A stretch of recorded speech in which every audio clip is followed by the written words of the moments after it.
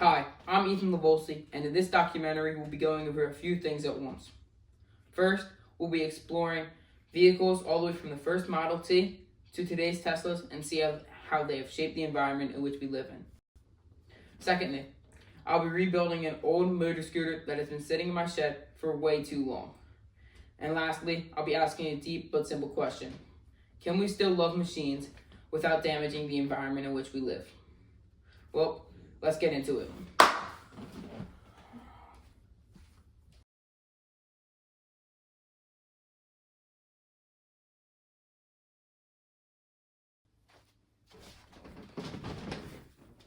The bike I'll be working on today is my grandfather's bike. It's a Yamaha Riva XC 125ZL.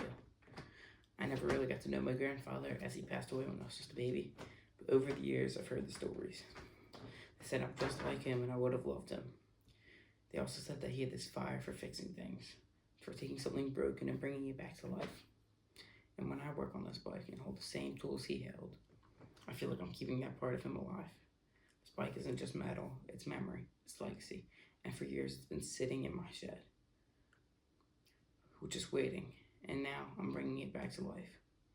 Not just because it's cool, not just because it's a connection to the past, but because it's a symbol, a starting point, a way to open up a bigger conversation. And I've already started on doing that, as in the past I've worked on changing the oil and the gasoline and even getting a new battery for this bike, starting to keep his memory alive.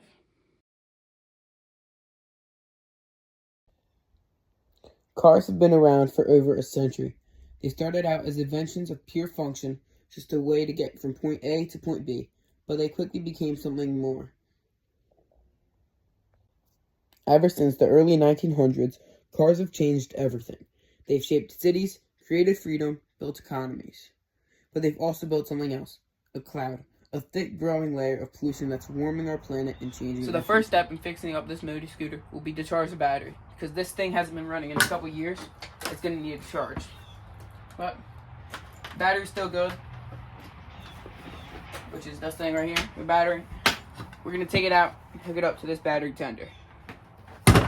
So what I'm going to do, just grab my socket wrench here.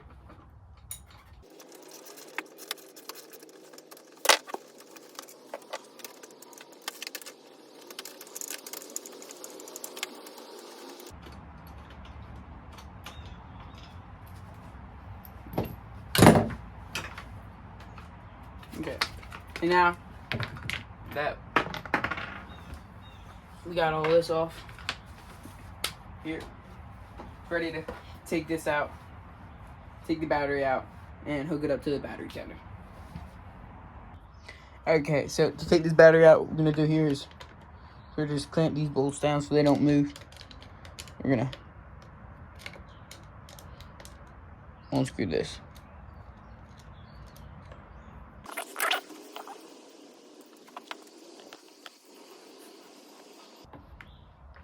And we're going to do the same thing for the other side.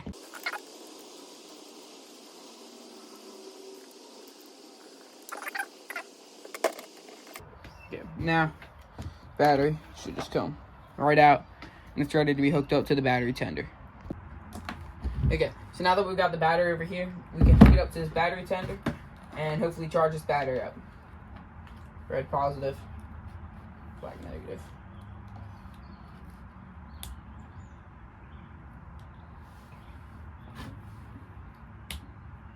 And this red light here means it's charging. Let's wait for that to be green.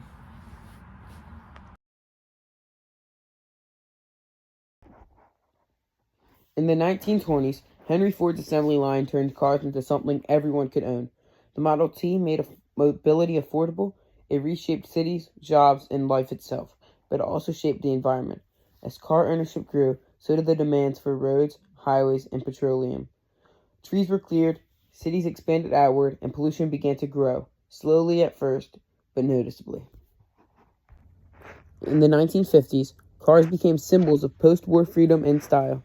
Chrome, fins, convertibles, cars were no longer just machines. They were identity. The rise of the interstate highway system fueled suburban sprawl, which replaced green land with concrete and long commutes. Smog began to choke cities So, like Los after doing Angeles, some and digging, car emissions started I making found headlines. that this is where the engine is and the piston, and this is where the spark plug is. It's in here. So take this plug out and get the spark plug right in here. And now we just gotta take that out. Thankfully, like, the scooter came with some repair tools in case you need to repair it. And here is the spark plug remover. So I'm gonna stick this in here, take it out, and screw in a new one that we got here. One that should hopefully help the bike start up again. So let's just unscrew this.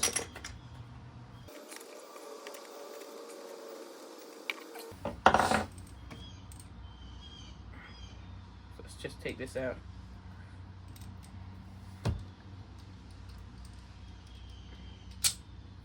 Here. And here you can see we got the two spark plugs. This one very like black and rusted and corroded. And here you got a brand new one, which should hopefully help the pistons fire and not prevent some misfires in the engine. So, just gonna stick this back in here.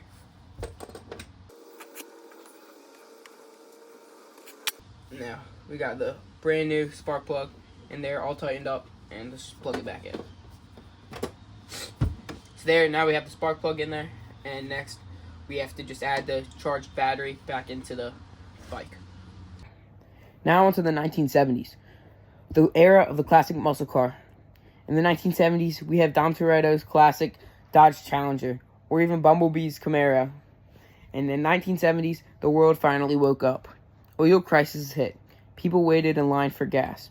Suddenly, fuel efficiency became a major priority. This era was also the birth of environmental awareness in cars. Here, catalytic converters were introduced. Leaded gasoline began to be phased out. People were starting to question, what is this doing to our planet? By the 1990s, cars had changed again. Fuel injection, stricter emission standards, and hybrids have entered the picture. The first ever hybrid was the Lochner Porsche Mixed. But these hybrids weren't popularized until the Toyota Prius. People were still more informed about global warming, and regulations tried to catch up. Still, car culture thrived, and with it, heavy traffic, more highways, and growing emissions. Okay, so I just took the screws out here, and the battery is ready to be taken out now. So now this should provide us better access to this fuse here, and we can give it a proper, better inspection.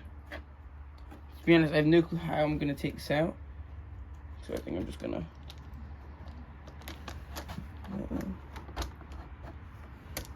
Oh, there we go. Okay.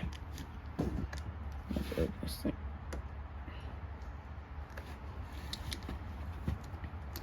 Oh, it's a clip. My bad. They're still figuring out how to open this thing. Okay, here we go. So this is the fuse here, and this is the spare. I think we're just gonna... So this is the spare here, and this is the actual fuse here. And what I think we're gonna try and do is just see if we can replace, even though I think this fuse is still good, but let's just...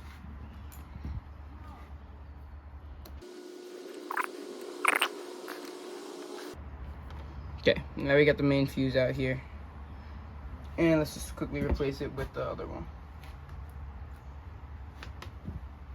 Now we got a spare here. Okay, these two goes back on it.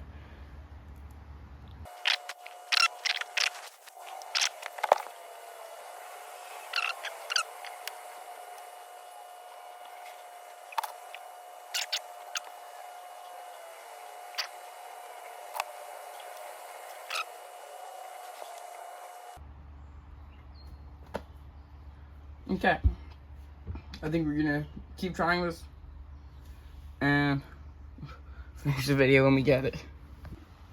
Okay, so we finally got these two like clips on here and attached them through those little rings, as you can see. So now we're just gonna take this piece again. I already put the spare back in here. Just gonna.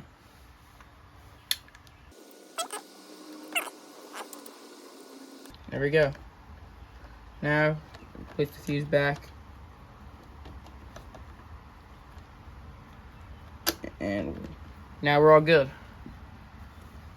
And now let's put the, okay. Now let's put the battery back in there and try and run this thing now and see if that did anything. Okay, now that we got the battery back in there and the spare fuse replaced, I think what we're gonna try and do is just start this thing now. So take a look over here. See if that did anything. Fix the stand light going on right there when we put the stand up. So let's try this. Yeah. Turn it. Got nothing now.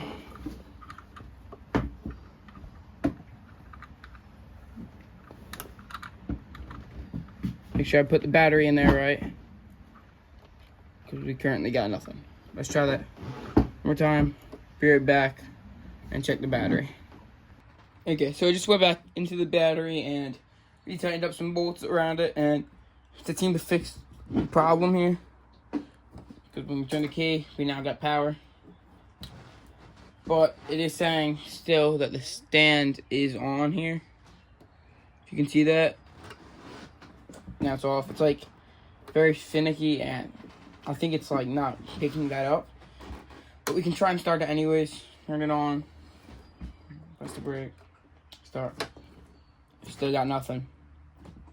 So I think if we check that, that could be an issue. And I think that's it. Now, in the present era, electric vehicles are no longer a concept. They're everywhere. The other day, I even saw an electric Amazon truck driving on the road. EVs promise a cleaner future, but questions still remain. Where does this electricity come from? How are the batteries made?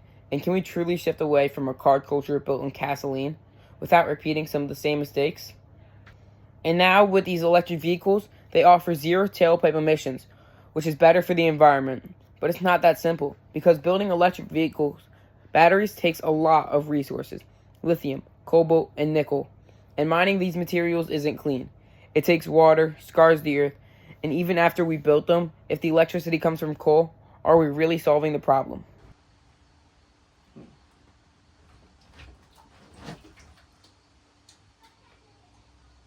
See if we're getting this thing running just a little bit. Battery was like 100% and all. There we go.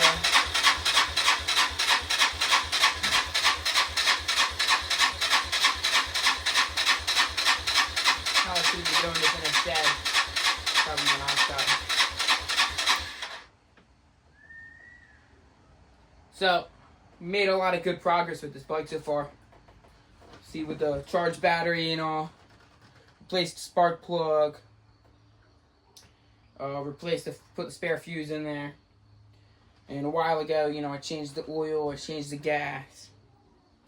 So I think we're making great progress with this bike. I even changed the battery.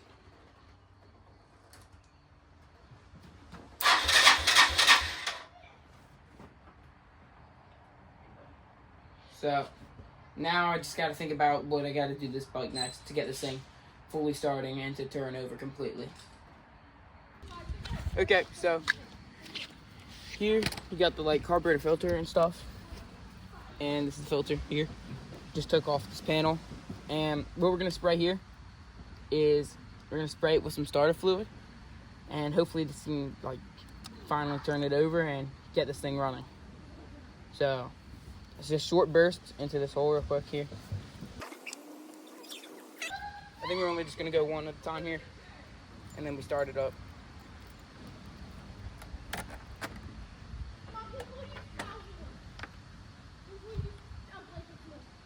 There we go.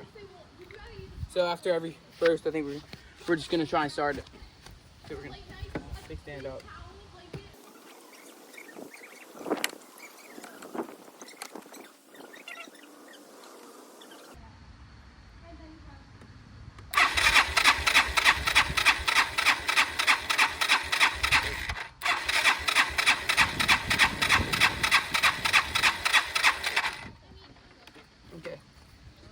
gonna spray it again. Spray. Try it again.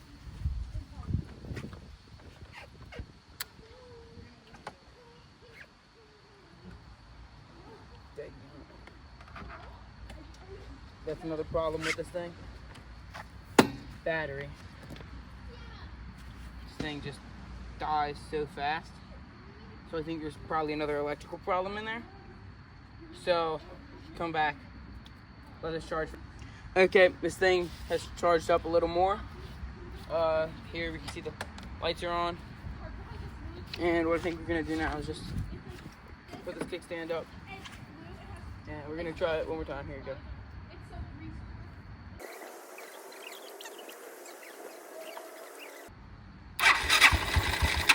Oh, see, I hear it. It wants to go. It wants to go.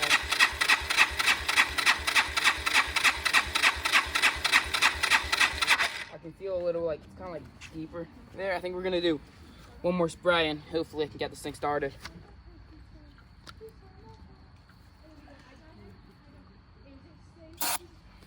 Ah.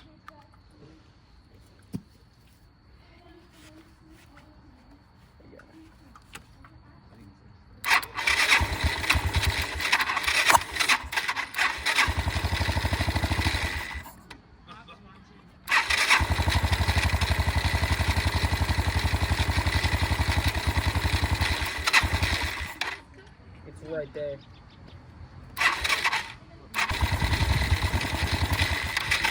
Okay. I think we're gonna give it one more very small spray and hopefully get this thing going. It's about to turn. Feel it.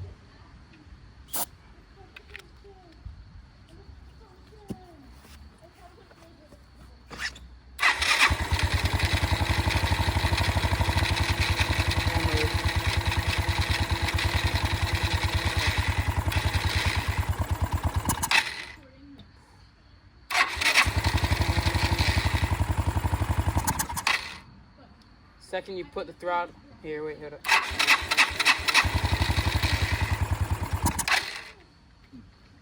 Second I put the throttle on, it dies again.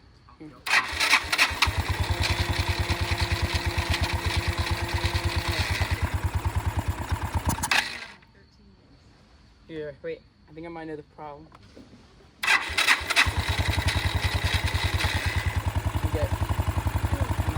Take the battery.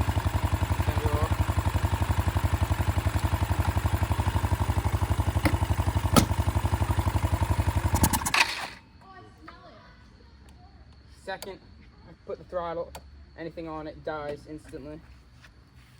But we're close.